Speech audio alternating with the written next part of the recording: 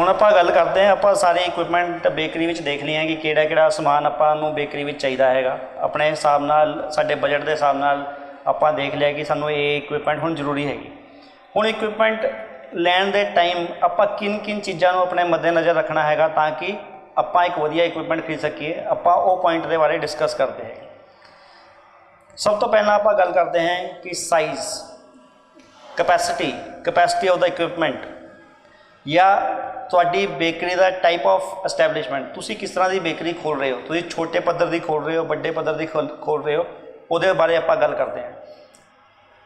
ਸਭ ਤੋਂ ਪਹਿਲਾਂ ਇੱਧਰ ਆਉਂਦਾ ਹੈ ਕਿ ਅਗਰ ਆਪਾਂ ਇੱਕ ਲਘੂ ਉਦਯੋਗ ਵਾਸਤੇ ਜਾ ਰਹੇ ਹੈਗੇ, ਜਿੱਥੇ ਆਪਾਂ ਸਿਰਫ 100 ਬ੍ਰੈਡ ਰੋਜ਼ ਦੀ ਬਣਾਉਣੀ ਹੈਗੀ, ਜਾਂ 5 ਕਿਲੋ ਬਿਸਕਿਟ ਰੋਜ਼ ਦੇ ਬਣਾਉਣੇ ਹੈ, ਜਾਂ 100 ਪੈਟੀ ਰੋਜ਼ ਦੀ ਬਣਾਉਣੀ ਹੈਗੀ, ਸਾਨੂੰ ਆਪਾਂ ਨੂੰ ਇਸ ਮੱਦੇਨਜ਼ਰ ਰੱਖ ਕੇ ਇਕੁਇਪਮੈਂਟ ਖਰੀਦਣਾ ਹੈਗਾ ਕਿ ਆਪਾਂ ਦੀ ਅੱਜ ਦੀ ਜ਼ਰੂਰਤ ਤਾਂ ਪੂਰੀ ਹੋਏ ਹੀ ਹੋਏ, ਲੇਕਿਨ ਅਗਰ ਕੱਲ੍ਹ ਸਾਡਾ ਬਿਜ਼ਨਸ ਐਕਸਪੈਂਡ ਕਰਦਾ ਹੈਗਾ, ਕੱਲ੍ਹ ਆਪਾਂ ਨੂੰ ਆਰਡਰ ਹੋਰ ਮਿਲਦੇ ਹੈਗੇ, ਤਾਂ ਉਹ ਇਕੁਇਪਮੈਂਟ ਕਿਆ ਉਹਨਾਂ ਆਰਡਰ ਨੂੰ ਪੂਰਾ ਕਰ ਸਕੇਗੀ। ਆਪਾਂ ਨੇ ਇਹ ਚੀਜ਼ ਵੀ ਜ਼ਰੂਰ ਮੱਦੇਨਜ਼ਰ ਰੱਖਣੀ ਹੈਗੀ। ਅਤੇ ਦੂਜੀ ਚੀਜ਼ ਆਪਾਂ ਦੇਖਣੀ ਹੈਗੀ ਕਿ ਸਾਡੀ ਐਸਟੈਬਲਿਸ਼ਮੈਂਟ ਕਿੱਦਾਂ ਦੀ ਹੈਗੀ, ਕਿਆ ਉਹ ਇਕੁਇਪਮੈਂਟ ਸਿਰਫ 2 ਘੰਟੇ ਚੱਲੇਗਾ, 4 ਘੰਟੇ ਚੱਲੇਗਾ, ਜਾਂ ਉਹ 24 ਘੰਟੇ ਚੱਲਣ ਵਾਲਾ ਇਕੁਇਪਮੈਂਟ ਹੈਗਾ। ਜਿਵੇਂ ਕਿ ਆਪਾਂ ਗੱਲ ਕਰਦੇ ਹਾਂ ਇੱਧਰ ਓਵਨ ਦੀ। ਓਵਨ ਤੁਹਾਨੂੰ single deck oven, double deck oven, triple deck oven, ਅਲੱਗ-ਅਲੱਗ ਤਰ੍ਹਾਂ ਦੇ ਓਵਨ ਮਿਲਣਗੇ। ਸਿੰਗਲ ਡੈਕ ਓਵਨ ਹੁੰਦਾ ਹੈਗਾ ਜਿਹਦੇ ਵਿੱਚ ਮੈਂ ਤੁਹਾਨੂੰ ਦੱਸਿਆ ਸੀਗਾ ਕਿ ਸਿਰਫ ਇੱਕ ਤਰ੍ਹਾਂ ਦਾ ਪ੍ਰੋਡਕਟ ਤੁਸੀਂ ਬਣਾ ਸਕਦੇ ਹੋ। ਜਿਵੇਂ ਬ੍ਰੈਡ ਬਣਾਉਣਾ ਚਾਹੁੰਦੇ ਹੋ, ਸਿਰਫ ਤੁਸੀਂ ਬ੍ਰੈਡ ਹੀ ਬਣਾਉਣੀ ਚਾਹੁੰਦੇ ਹੋ, ਤਾਂ ਸਿਰਫ ਤੁਸੀਂ ਸਿੰਗਲ ਡੈਕ ਓਵਨ ਲੈ ਲੈਣਾ ਹੈਗਾ, ਜਿਹਦੇ ਵਿੱਚ ਤੁਸੀਂ ਸਿਰਫ ਬ੍ਰੈਡ ਬਣਾ ਸਕਦੇ ਹੋ। ਲੇਕਿਨ ਅਗਰ ਤੁਸੀਂ 2 ਆਈਟਮ ਬਣਾਉਂਦੇ ਹੋ ਆਪਣੇ ਬੇਕਰੀ ਵਿੱਚ, ਜਿਵੇਂ ਬ੍ਰੈਡ ਅਤੇ ਬਿਸਕਿਟ, ਔਰ ਤੁਸੀਂ ਪੈਸੇ ਦੀ ਬਚਤ ਕਰਨ ਵਾਸਤੇ, ਕਿਉਂਕਿ ਬਿਜਲੀ ਓਵਨ ਨੇ ਉੱਡੀ ਹੀ ਖਿੱਚਣੀ ਹੈ ਜਿੱਡੀ ਸਿੰਗਲ ਡੈਕ ਓਵਨ ਨੇ ਖਿੱਚਣੀ ਹੈਗੀ, ਤਾਂ ਤੁਸੀਂ ਕੀ ਕਰਦੇ ਹੋ, ਤੁਸੀਂ 2 ਡਬਲ ਡੈਕ ਓਵਨ ਵਾਸਤੇ ਤੁਹਾਨੂੰ ਜਾਣਾ ਚਾਹੀਦਾ ਹੈਗਾ, ਤਾਂ ਕਿ ਤੁਸੀਂ 2 ਪ੍ਰੋਡਕਟ ਇੱਕ ਟਾਈਮ ਵਿੱਚ ਬਣਾ ਸਕੋ, ਜਿਸ ਦੇ ਕਰਕੇ ਤੁਹਾਡੀ ਜਿਹੜੀ ਲਾਗਤ ਹੈਗੀ ਪ੍ਰੋਡਕਟ ਬਣਾਉਣ ਦੀ ਉਹ ਘੱਟ ਹੋ ਜਾਏਗੀ। ਅਤੇ ਇਹ ਚੀਜ਼ਾਂ ਨੂੰ ਆਪਾਂ ਆਪਣੇ ਦਿਮਾਗ ਵਿੱਚ ਜ਼ਰੂਰ ਰੱਖਣਾ ਹੈਗਾ। ਦੂਜਾ ਗੱਲ ਕਰਦੇ ਹਾਂ ਇੱਧਰ ਮੈਨਿਊ ਦੀ। ਮੈਨਿਊ ਦੇ ਉੱਤੇ ਵੀ ਡਿਪੈਂਡ ਕਰਦਾ ਹੈਗਾ ਕਿ ਤੁਹਾਡੀ ਜਿਹੜੀ ਇਕੁਇਪਮੈਂਟ ਤੁਸੀਂ ਖਰੀਦ ਰਹੇ ਹੋ ਉਹ ਕਿਸ ਤਰ੍ਹਾਂ ਦੀ ਹੈਗੀ। ਹੁਣ ਅਗਰ ਤੁਸੀਂ menu method of cooking, basically ਗੱਲ ਕਰਦੇ ਹਾਂ ਇੱਧਰ ਮੈਥਡ ਆਫ ਕੁਕਿੰਗ ਦੀ, ਕਿ ਕਿਆ ਤੁਹਾਨੂੰ ਫਰਾਇਰ ਦੀ ਲੋੜ ਹੈਗੀ। ਅਗਰ ਤੁਸੀਂ ਸਿਰਫ ਡੋਨਟ ਹੀ ਬਣਾਉਣਾ ਹੈਗਾ, ਸਿਰਫ ਇੱਕ ਡੋਨਟ ਬਣਾਉਣਾ ਹੈ ਜਿਹੜਾ ਫਰਾਈੰਗ ਦੀ ਜ਼ਰੂਰਤ ਹੈਗੀ, ਤਾਂ ਕਿਆ ਉਹ ਇਕੁਇਪਮੈਂਟ ਤੁਹਾਡੇ ਵਾਸਤੇ ਜ਼ਰੂਰੀ ਹੈਗਾ ਜਾਂ ਨਹੀਂ, ਇਸ ਬਾਰੇ ਵੀ ਤੁਸੀਂ ਸੋਚਣਾ ਹੈ। ਅਤੇ ਉਸ ਇਕੁਇਪਮੈਂਟ ਨੂੰ ਖਰੀਦਣ ਤੋਂ ਪਹਿਲਾਂ ਜ਼ਰੂਰ ਆਪਣੇ ਦਿਮਾਗ ਵਿੱਚ ਇਹ ਗੱਲ ਨੂੰ ਰੱਖਣਾ ਹੈਗਾ। ਯੂਸੇਜ ਹੁੰਦਾ ਹੈਗਾ ਕਿ ਉਹ ਇਕੁਇਪਮੈਂਟ ਨੂੰ ਤੁਸੀਂ ਕਿੱਦਾਂ ਯੂਜ਼ ਕਰਨਾ ਹੈਗਾ। ਕੁਝ ਇਕੁਇਪਮੈਂਟ ਇਸ ਤਰ੍ਹਾਂ ਦੀ ਹੁੰਦੀਆਂ ਜਿਹੜੀ 2-3 ਘੰਟੇ ਦਾ ਬਹੁਤ ਵਧੀਆ ਚੱਲਦੀ ਹੈ, ਉਹਦੇ ਬਾਅਦ ਉਹ ਗਰਮ ਹੋ ਜਾਂਦੀਆਂ ਹੈਗੀ ਅਤੇ ਉਹਨਾਂ ਦੀ ਪ੍ਰੋਡਕਸ਼ਨ ਕੈਪੈਸਿਟੀ ਥੱਲੇ ਧੀਰੇ ਘੱਟ ਹੋ ਜਾਂਦੀ ਹੈਗੀ। ਤਾਂ ਆਪਾਂ ਨੇ ਇਹ ਗੱਲ ਵੀ ਜ਼ਰੂਰ ਆਪਣੇ ਮੱਦੇਨਜ਼ਰ ਰੱਖਣੀ ਹੈਗੀ ਕਿ ਅਗਰ ਸਾਡੀ ਯੂਸੇਜ ਬਹੁਤ ਜ਼ਿਆਦਾ ਹੈ ਤਾਂ ਆਪਾਂ ਹਾਈ ਪਾਵਰ ਦੀ ਮਸ਼ੀਨ ਖਰੀਦਣੀ ਹੈਗੀ, ਜਿਹਦੀ ਕਿ ਮੋਟਰ ਬਹੁਤ ਵਧੀਆ ਹੋਵੇ, ਵਧੀਆ ਕੁਆਲਿਟੀ ਦੀ ਹੋਵੇ, ਤਾਂ ਕਿ ਉਹ ਬਹੁਤ ਜਲਦੀ ਗਰਮ ਨਾ ਹੋ ਜਾਏ। ਕਿਉਂਕਿ ਅਗਰ ਆਪਾਂ ਛੋਟੀ ਪਾਵਰ ਦੀ ਮੋਟਰ ਨਾਲ ਬਹੁਤ ਦੇਰ ਤੱਕ ਕੰਮ ਕੀਤਾ ਤਾਂ ਉਹ ਜਲ ਸਕਦੀ ਹੈ, ਉਹ ਖਰਾਬ ਹੋ ਸਕਦੀ ਹੈ। ਇਸ ਕਰਕੇ ਆਪਾਂ ਇਸ ਗੱਲ ਦਾ ਵੀ ਜ਼ਰੂਰ, ਸਭ ਤੋਂ ਜ਼ਰੂਰੀ ਗੱਲ ਪ੍ਰਾਈਸ। ਸਾਨੂੰ ਬਹੁਤ ਤਰ੍ਹਾਂ ਦੇ ਇਕੁਇਪਮੈਂਟ ਮਾਰਕੀਟ ਵਿੱਚ ਮਿਲਦੇ ਹੈਗੇ, ਕੁਝ ਇੰਡੀਅਨ ਹੁੰਦੇ ਹੈ, ਕੁਝ ਇੰਪੋਰਟਡ ਹੁੰਦੇ ਹੈ। ਹੁਣ ਆਪਾਂ ਨੇ ਇਹ ਚੀਜ਼ ਦਾ ਬਹੁਤ ਜ਼ਿਆਦਾ, ਆਪਾਂ ਨੇ ਆਪਣੇ ਬਜਟ ਨੂੰ ਇਸ ਤਰ੍ਹਾਂ ਡਿਵਾਈਡ ਕਰ ਲੈਣਾ ਹੈਗਾ ਕਿ ਇਸ ਤਰ੍ਹਾਂ ਨਾ ਹੋਏ ਕਿ ਸਾਡਾ ਸਾਰਾ ਬਜਟ ਇਕੁਇਪਮੈਂਟ ਖਰੀਦਣ 'ਤੇ ਲੱਗ ਜਾਵੇ ਅਤੇ ਉਹਦੇ ਬਾਅਦ ਸਾਡੇ ਕੋਲ ਕੁਝ ਪੈਸੇ ਨਾ ਬਚਣ ਅੱਗੇ ਪ੍ਰੋਡਕਸ਼ਨ ਕਰਨ ਵਾਸਤੇ। ਆਪਾਂ ਨੇ ਇਸ ਚੀਜ਼ ਨੂੰ ਵੀ ਧਿਆਨ ਵਿੱਚ ਰੱਖਣਾ ਹੈ ਕਿ ਸਾਡਾ ਬਜਟ ਕੀ ਹੈਗਾ, ਅਤੇ ਉਸ ਹਿਸਾਬ ਨਾਲ ਆਪਾਂ ਨੇ ਆਪਣੇ ਇੰਡੀਅਨ ਇਕੁਇਪਮੈਂਟ ਜਾਂ ਇੰਪੋਰਟਡ ਇਕੁਇਪਮੈਂਟ ਬਾਰੇ ਖਰੀਦਣ ਬਾਰੇ ਸੋਚਣਾ ਹੈਗਾ। ਨੈਕਸਟ ਪੁਆਇੰਟ ਹੈ ਈਜ਼ ਆਫ ਇੰਸਟਾਲੇਸ਼ਨ। ਜਿਹੜਾ ਇਕੁਇਪਮੈਂਟ ਤੁਸੀਂ ਖਰੀਦਿਆ ਹੈਗਾ ਉਹ ਆਸਾਨੀ ਨਾਲ ਲਗਾਇਆ ਜਾ ਸਕਦਾ ਹੈ ਕਿ ਨਹੀਂ ਲਗਾਇਆ ਜਾ ਸਕਦਾ। ਤੁਸੀਂ ਸਪੋਜ਼ ਕਰੋ ਇੱਕ ਫੋਰਨ ਤੋਂ ਓਵਨ ਖਰੀਦ ਲਿਆ, ਇੰਪੋਰਟਡ ਓਵਨ ਖਰੀਦ ਲਿਆ, ਉਹਦੇ ਵਿੱਚ ਜਿਹੜਾ ਮੈਨੂਅਲ ਹੈਗਾ ਉਹਦਾ ਉਹ ਬਹੁਤ ਕੰਪਲੀਕੇਟਡ ਹੈ, ਉਹਦੇ ਵਿੱਚ ਇੰਗਲਿਸ਼ ਵਿੱਚ ਲਿਖਿਆ ਹੋਇਆ ਹੈਗਾ। ਜਿਹੜੇ ਤੁਹਾਡੇ ਕੋਲ ਵਰਕਰ ਕੰਮ ਕਰਦੇ ਹੈ ਉਹ ਵਿਚਾਰੇ ਹਿੰਦੀ ਪੜ੍ਹੇ ਲਿਖੇ ਹੈਗੇ, ਉਹਨੂੰ ਓਪਰੇਟ ਕਰਨਾ ਉਹਨਾਂ ਵਾਸਤੇ ਬਹੁਤ ਮੁਸ਼ਕਿਲ ਹੋ ਜਾਏਗਾ। ਤਾਂ ਤੁਸੀਂ ਇਹ ਵੀ ਦੇਖਣਾ ਹੈਗਾ ਕਿ ਜਿਹੜਾ ਇਕੁਇਪਮੈਂਟ ਤੁਸੀਂ ਖਰੀਦ ਰਹੇ ਹੋ, ਕਿਆ ਉਹਦੇ ਕਾਰੀਗਰ ਹਿੰਦੁਸਤਾਨ ਵਿੱਚ, ਪਹਿਲੀ ਗੱਲ ਕਿਆ ਉਹਦੇ ਕਾਰੀਗਰ ਹਿੰਦੁਸਤਾਨ ਵਿੱਚ ਮਿਲਦੇ ਹੈਗੇ। ਅਗਰ ਮਿਲਦੇ ਹੈਗੇ ਤਾਂ ਜਿਹੜੇ ਕਾਰੀਗਰ ਤੁਹਾਡੇ ਕੋਲ ਕੰਮ ਕਰ ਰਹੇ ਹੈ, ਕਿਆ ਉਹ ਉਹਨੂੰ ਆਸਾਨੀ ਨਾਲ ਚਲਾ ਸਕਦੇ ਹੈਗੇ, ਕਿਆ ਉਹਨਾਂ ਉੱਤੇ ਜਿਹੜੀ ਇੰਸਟਰਕਸ਼ਨ ਲਿਖੀ ਹੋਈ ਹੈ ਕਿਆ ਉਹਨਾਂ ਨੂੰ ਉਹ ਪੜ੍ਹ ਸਕਦੇ ਹੈਗੇ। ਅਗਰ ਇਹ ਸਾਰੀ ਚੀਜ਼ਾਂ ਪੂਰੀ ਕਰਦੀ ਹੈਗੀ ਤਾਂ ਤੁਸੀਂ ਉਸ ਇਕੁਇਪਮੈਂਟ ਬਾਰੇ ਸੋਚ ਸਕਦੇ ਹੋ। ਫਿਰ ਗੱਲ ਆਉਂਦੀ ਹੈ ਇਕੋਨੋਮੀ ਦੀ। ਇਕੋਨੋਮੀ ਦਾ ਬਹੁਤ ਜ਼ਿਆਦਾ ਇੰਪੋਰਟੈਂਟ ਪਾਰਟ ਹੈਗਾ कुछ ओवन आते हैं ਜਿਹੜੇ गैस नाल चलते हैं, कुछ ओवन आते ਜਿਹੜੇ बिजली नाल चलते हैं, कुछ ओवन इस तरह के भी आते ਜਿਹੜੇ डीजल नाल चलते हैं। ਤਿੰਨਾਂ ਦਾ यूज़ तीन जगहों में अलग अलग हैगा, हर जगह अलग अलग हैगा। ਹੁਣ ਜਿਵੇਂ ਤੁਸੀਂ छोटी जगह चले जाओ जिधर लाइट नहीं आती हैगी, उधर डीजल के ओवन बहुत कामयाब ओवन है, क्योंकि जब लाइट ने नहीं आना तो बिजली वाले ओवन उत्थे कुछ काम नहीं करनगे। अगर तुम शहरों में आ जाओ तो शहरों में बिजली थोड़े घट रेटां विच हैगी एज डीजल के मुकाबले विच, तो उत्थे बिजली के ओवन बहुत कामयाब है। कुछ ओवन इस तरह के भी आते हैं जोड़े कॉम्बीनेशन होंगे है, जिन्हों के कॉम्बीनेशन होंदा है जो बिजली नाल भी चलते हैं तो गैस नाल भी चलते हैं, लेकिन वो कीमत विच थोड़े जे ज़्यादा होंगे है। हुण आपां ने ये देखना है कि अगर साडे इत्थे बिजली की भी समस्या है तो डीजल की भी समस्या है, तो फिर सानू थोड़ा जिहा पैसे ज़्यादा ला के उस ओवन को खरीदना चाहिए है जिन्हां विच डुअल मोड होए, जिवें गैस तो डीजल का हो जाए या गैस तो बिजली का हो जाए, ताकि अगे चल के सानू कोई प्रॉब्लम ना आए। फिर आंदा है ईज़ ऑफ क्लीनिंग। आपां जिहड़ा इक्विपमेंट खरीदीए उन्होंने आपां आसानी नाल साफ़ कर सकीए। इस तरह ना होए कि आपां ने कोई इक्विपमेंट खरीद लिया है, उहदे बहुत तिखे किनारे हैगे या जिहड़े नट बोल्ट लगे हैं वो बहुत अंदर जाके लगे हैं, जिन्हां विच सफाई ना की जा सकती, जिन्हां विच कॉकरोच पैदा हो जाए। तो आपां ने ये चीज़ों का भी ध्यान रखना है कि जिहड़ा साडा जिहड़ा आपां इक्विपमेंट होवे वो बहुत साफ सुथरे तरीके नाल बनिया होवे ते उहदे विच जगह जगह छेद या तिखी चीज़ां तिखे किनारे ना होण, जिस करके कि उत्थे कोई कॉकरोच कोई गंदगी ना पैदा हो सके। अट्रैक्टिवनैस एक चीज़ होंदी है, आप कहते अट्रैक्टिवनैस, आप किसी वधिया चीज़ को देखते हैं आप ऑटोमैटिकली उहदे कोल अट्रैक्ट हो जाते हैं। एक बिल्कुल नया कंसैप्ट है, ये आपां गल करते हैं कि जिहड़ा वर्कर हैगा, अगर तुहाडे कोल जिहड़ा इक्विपमेंट हैगा, जिहड़ा समान हैगा वो बहुत सुंदर हैगा, देखण नूं बहुत वधिया हैगा, उहनूं अपने आप ही उहदे रख रखाव बारे उहदे नाल काम करन नाल प्यार हो जाता है। तो इस करके आपां ने यह भी ध्यान रखना है कि जिहड़ा इक्विपमेंट आपां खरीदीए बहुत वधिया क्वालिटी दे ते देखण नूं बहुत सुंदर होण, ताकि आपां उहनां नाल ताकि साडा वर्कर जिहड़ा हैगा वो उहनां नाल बड़े आराम नाल काम कर सके ते उहनूं देख के खुश हो सके। फिर लास्ट पॉइंट आपां गल करते हैं सोर्स ऑफ सप्लाई की। सोर्स ऑफ सप्लाई ये हैगा कि जिहड़ा इक्विपमेंट तुसीं खरीदते हो वो तुहाडी लोकल मार्केट तो लिता होया है या किसी दूर दराज इलाके तो तुसीं मंगवाया हैगा। अगर तुसीं लोकल मार्केट तो इक्विपमेंट लेंदे हो तो तुहानूं उहदी मेनटेनेंस बहुत जल्दी मिल जाएगी। अगर बाई चांस वो खराब होंदा हैगा, कुछ खराब हो जाता उस ओवन विच, वो बंदा तुहाडे कोल बहुत जल्दी आ जाएगा। लेकिन अगर तुसीं दूर दराज इलाके तो खरीदया हैगा तो उन्हां दा सर्विस सेंटर तुहाडे आस पास इलाके विच नहीं हैगा, तो तुहानूं उहदी मेनटेनेंस वास्ते बहुत सारी समस्या सकती है। तो आपां ने यह भी ध्यान रखना है कि जब आप इक्विपमेंट खरीदिए तो आप ये जरूर जाँच कर लीजिए कि जब कल इक्विपमेंट खराब होए, अगर बाई चांस किसी कारणवश ये खराब होंदा हैगा तो उन्होंने ठीक करने लई mechanic local market which available हैगा या कंपनी का मकैनिक तुहाडे कोल पहुँच सकता है आसानी नाल, और अगर पहुँच सकता है तो किड्डे दिन विच या किड्डे टाइम विच वो इक्विपमेंट ठीक हो जाता है। क्योंकि अगर तुसीं ज़्यादा देर तक वो इक्विपमेंट ठीक नहीं होंदा तो इसका मतलब है वो इक्विपमेंट करके तुहानूं घाटा पै सकता हैगा। हुण आपां ने जद गल कर ली है कि आपां इक्विपमेंट किद्दां खरीदीए, ये इक्विपमेंट तुसीं ये सारे जिहड़े पॉइंट मैं दस्से हैं उन्होंने मद्देनज़र रख के तुसीं बहुत सारे शहरों में ये बहुत आसानी नाल उपलब्ध है। जिवें कि साडे मोहाली विच इंडस्ट्रियल एरिया विच बहुत आसानी नाल इक्विपमेंट मिल जाते हैं। उत्थे बहुत सारे मैन्युफैक्चरर हैं जिन्हां कोल तुसीं जाके रेट तो ये सारी पॉइंट नूं मद्देनज़र रख के तुसीं अपने इक्विपमेंट खरीद सकते हो। मोहाली हो गया, लुधियाना हो गया, दिल्ली हो गया, राजपुरा भी इक्विपमेंट काफ़ी हद तक मिल जाते हैं जिथे तुसीं अपने मर्जी नाल फैब्रिकेट भी करा सकते हो। अगर तुहाडी कोई स्पैशल रिक्वायरमेंट है कि तुहानूं कोई ओवन किसी तरीके नाल बनाना हैगा, तुसीं किसी ओवन का कॉम्बीनेशन करना है, और राजपुरा अंबाला विच आराम नाल तुहाडे अपनी चॉइस नाल फैब्रिकेट हो जाते हैं।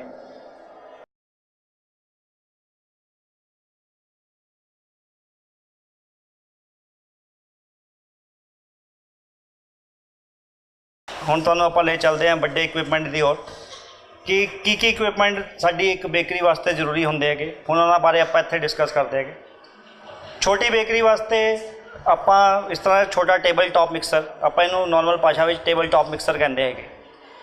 ये टेबल टॉप मिक्सचर तुहानूं 5 लीटर कैपेसिटी तो शुरू होकर 20 लीटर तक जाते हैं, जिन्होंने तुसीं आसानी नाल किसी भी टेबल के उत्ते रख सकते हो, इसीलिए इहनूं टेबल टॉप मिक्सर कहते हैं। ये 3 अटैचमेंट मार्केट में आते हैं। पहला अटैचमेंट जिहड़ा हैगा उन्होंने आपां विस्कर कहते हैं। ये विस्कर यूज़ किया जाता है जब भी ਆਪਾਂ ਕੋਈ अंडा फेंटना हैगा, अंडे ਨੂੰ फेंटਣ ਦੇ काम ਇਹ ਵਿਸਕਰ ਆਉਂਦਾ ਹੈਗਾ। ਜਿਹੜਾ ਦੂਜਾ ਇਹਦਾ ਅਟੈਚਮੈਂਟ ਹੈਗਾ ਉਹਨੂੰ ਆਪਾਂ ਹੁੱਕ ਕਹਿੰਦੇ ਹੈਗੇ।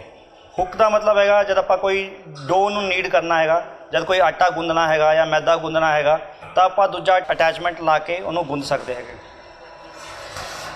ਜਿਹੜਾ ਤੀਜਾ ਸਾਡਾ ਅਟੈਚਮੈਂਟ ਹੈਗਾ ਇਹਨੂੰ ਆਪਾਂ ਪੈਡਲ ਕਹਿੰਦੇ ਹੈਗੇ।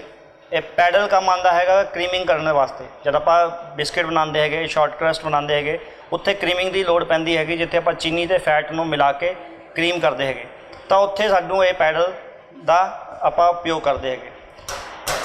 जब भी ਆਪਾਂ ਇਹ ਖਰੀਦਣਾ ਹੈਗਾ ਆਪਾਂ ਨੇ ਧਿਆਨ ਰੱਖਣਾ ਹੈਗਾ, ਕੁਝ ਚੀਜ਼ਾਂ ਦਾ ਧਿਆਨ ਰੱਖਣਾ ਹੈਗਾ। ਜਦ ਵੀ ਆਪਾਂ ਮਸ਼ੀਨ ਜਦ ਆਪਾਂ ਲੈਣ ਜਾਣਾ ਹੈਗਾ ਕਿ ਉਹਦੀ ਪਾਵਰ ਖਿੱਚਣ ਦੀ ਕੰਜ਼ੰਪਸ਼ਨ ਕੀ ਹੈਗੀ, ਪਰ ਯੂਨਿਟ ਉਹ ਕਿੱਡੀ ਕੰਜ਼ੰਪਸ਼ਨ ਕਰਦਾ ਹੈਗਾ ਬਿਜਲੀ ਦੀ, ਉਹ ਧਿਆਨ ਰੱਖਣਾ ਹੈਗਾ।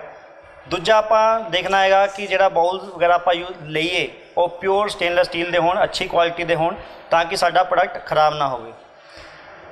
ਅਗਰ ਸਾਡੀ ਪ੍ਰੋਡਕਸ਼ਨ ਜ਼ਿਆਦਾ ਹੈਗੀ ਤਾਂ ਆਪਾਂ ਦੂਜੇ ਇਕਵਿਪਮੈਂਟ ਵੱਲ ਚੱਲਦੇ ਹੈਗੇ।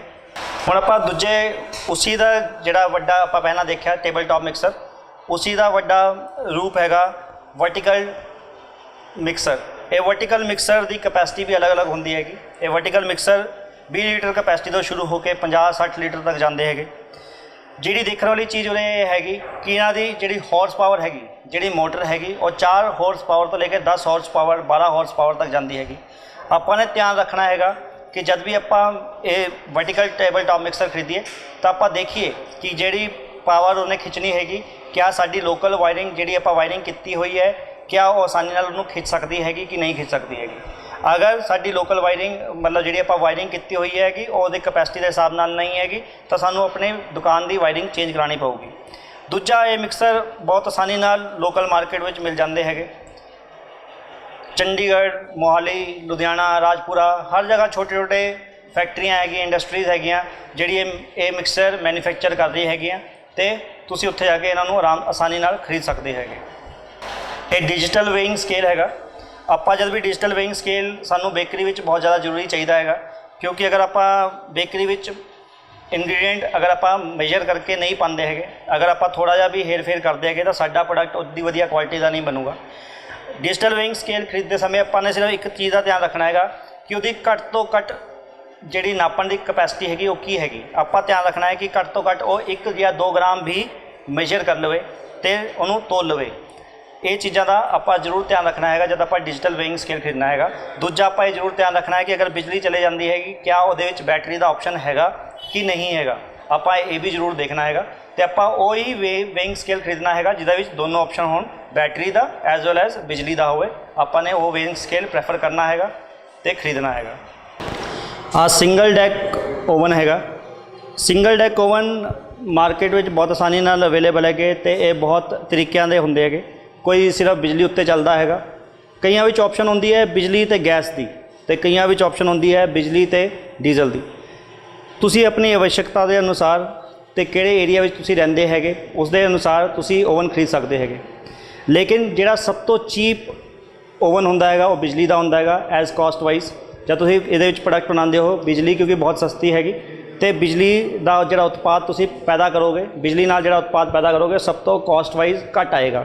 ये ओवन मार्केट में तुहानूं 40,000 तो शुरू हो जाते हैं तो इन्हां दी कीमत 2.5-3 लाख तक जाती हैगी। ये डिपेंड करता है कि मैन्युफैक्चरर किहड़ा हैगा। अगर तुसी लोकल मार्केट तो ओवन खरीदेगे तो तुहानूं अच्छा ओवन 40-50 हज़ार ते मिल जाएगा। अगर आप इहदे थल्ले देखांगे, इहदे थल्ले जिहड़ा बेस मटीरियल हैगा और रॉट आयरन का हैगा। ये बेस भी हर ओवन दे विच अलग अलग तरीके का हुंदा हैगा। इहदा जिहड़ा बेस मटीरियल है और रॉट आयरन का हैगा।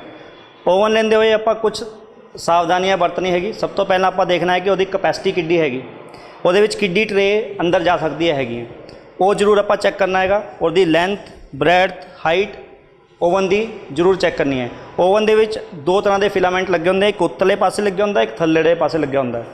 फिलामेंट किहड़ी कंपनी का हैगा वो भी जरूर चैक करना है, क्योंकि अच्छी क्वालिटी के फिलामेंट नूं तुहानूं बार बार चेंज नहीं करना पएगा।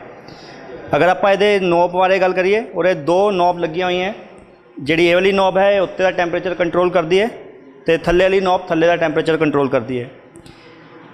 ये आप 0 डिग्री तो लेके 300 डिग्री तक ये टैंपरेचर नू कंट्रोल कर सकता है।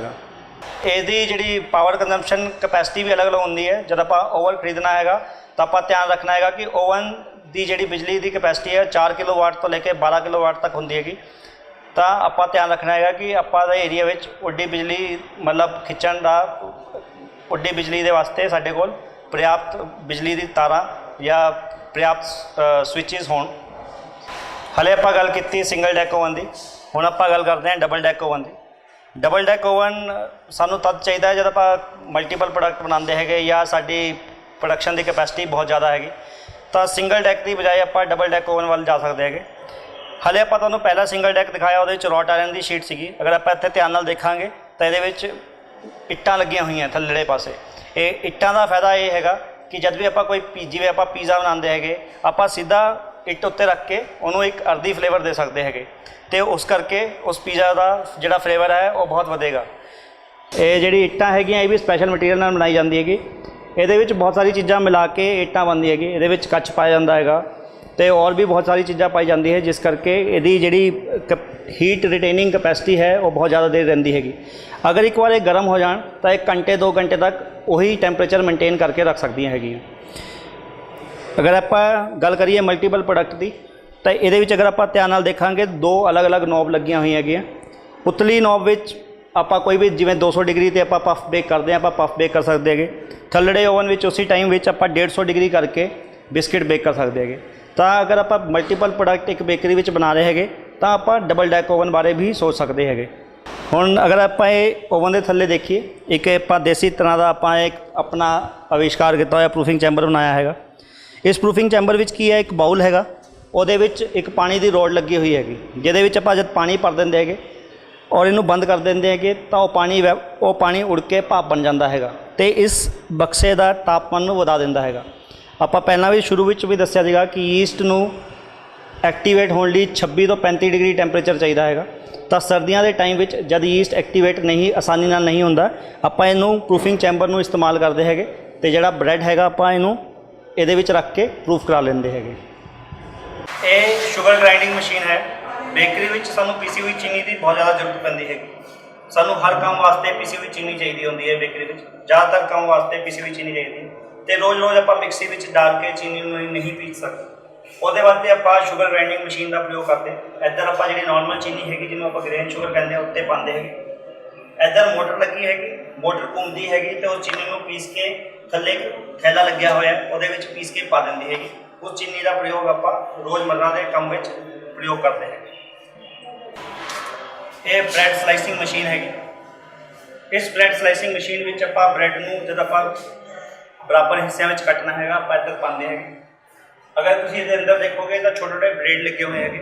ਉਹ ਬਲੇਡ ਉਸ ਬ੍ਰੈਡ ਨੂੰ ਕੱਟ ਕੇ ਇਸ ਪਾਸੋਂ ਦੀ ਬਾਹਰ ਕਰ ਦਿੰਦੇ। ਇਸ ਮਸ਼ੀਨ ਦੇ ਉੱਤੇ 2 ਬਟਨ ਹੁੰਦੇ, ਇੱਕ ਸਟਾਰਟ ਦਾ ਬਟਨ ਹੈਗਾ ਅਤੇ ਇੱਕ ਸਟਾਪ ਦਾ। ਜਦ ਮਸ਼ੀਨ ਸਟਾਰਟ ਹੁੰਦੀ ਹੈਗੀ, ਬ੍ਰੈਡ ਉੱਤੋਂ ਪਾ ਕੇ ਆਪਾਂ ਉਹਨੂੰ ਦੂਜੇ ਪਾਸਿਓਂ ਕੱਟੇ ਹੋਏ ਸਲਾਈਸ ਕੱਟ ਸਕਦੇ ਹਾਂ।